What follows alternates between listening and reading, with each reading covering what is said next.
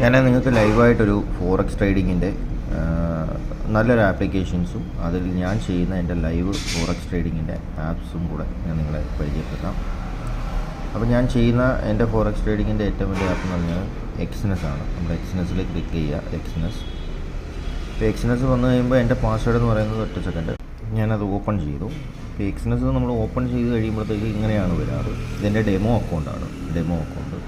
ഞാൻ ഓൾറെഡി പഠിച്ചുകൊണ്ടിരിക്കുന്നത് കൊണ്ട് ഞാൻ ഓൾറെഡി ഡെമോ അക്കൗണ്ടാണ്. അപ്പോൾ ഇന്ന് ഞാനെടുത്ത $US ഇന്ന് മാർക്കറ്റ് ക്ലോസ്ഡാണ്.